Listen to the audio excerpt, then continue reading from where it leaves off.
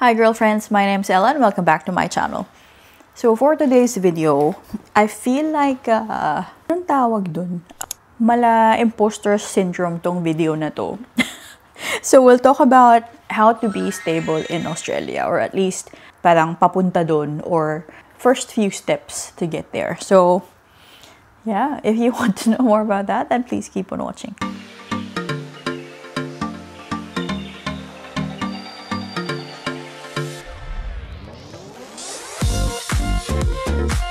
Alright, so first tip is that wag makipagsabayan. Feel ko as an immigrant, parang mako-compare mo yung sarili mo sa mga tao na nasa same journey na papuntang PR, ganyan, galing sa Pilipinas, ganyan, or mga ka-work mo dati, tapos mako-compare mo kung nasa na kayo ngayon. Iba-iba yung journey or yung circumstance natin sa iba't ibang tao. So, huwag niyong pilitin makipagsabayan na every weekend lumalabas or laging may bagong damit, ganyan, material things, blah, blah, blah. So, iba yung buhay nila sa buhay mo. So, stop comparing, I guess, which is related to the next items na sasabihin ko. Kung hindi kaya, parang you can decline. You can feel free to say no, I guess. And yeah, parang kanya-kanya lang, you do you. Alright, second item na sinulat ko is follow your budget. So, sinabi ko din, parang related siya sa first one na wag makipagsabayan. Iba-iba yung income ng mga tao, therefore, iba-iba yung budget ng mga tao, iba-iba din yung expenses and yung values mo na related sa mga expenses na yun. Stick to your budget, parang kung hindi na kaya, hindi na kaya. Next time na lang, may next time pa naman, di ba? Kung wala tayong fina-follow na budget, parang mapupunta siya sa third point ko na you end up spending more than what you earn. So, because my third tip is that don't spend more than what you earn.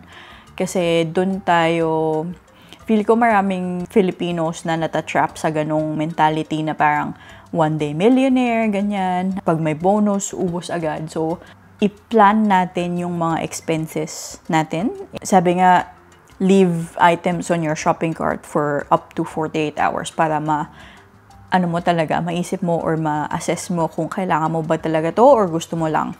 So, yung mga ganun, it's also assessing yan kung need ba talaga siya or want or kailangan na ba siya ngayon or nape-pressure ka lang ba sa ibang tao or gusto mo lang ba makigaya, yun, mga ganun.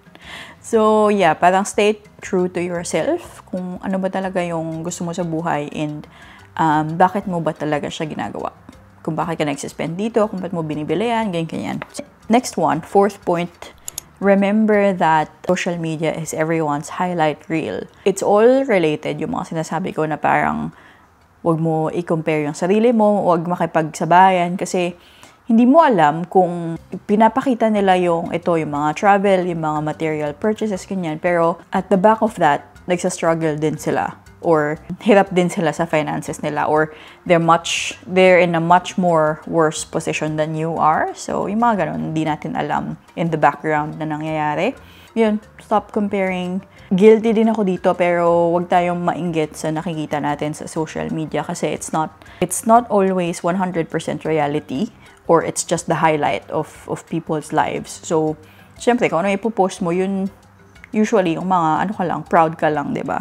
Last one is that always save for a rainy day. So, natutunan ko to lalo na over COVID kasi yun talaga unprecedented nga, diba? Kung sabihin kasi sobrang walang nag-expect and na ganun siya katagal, kalaking impact.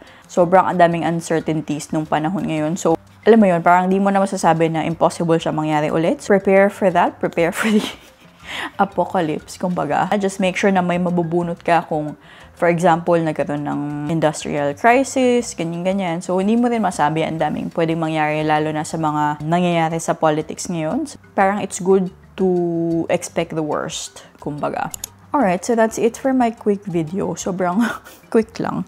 Try ko i-limit sa mga 5 points yung mga videos na to kasi yun, parang yun lang naman yung mga main points ko na gustong sabihin. Ayoko naman mag-feeling expert na ang dami ko sinasabi. So, yeah. Let me know if you have any questions below. Thanks for watching. Please like and subscribe and I'll see you on the next one. Bye!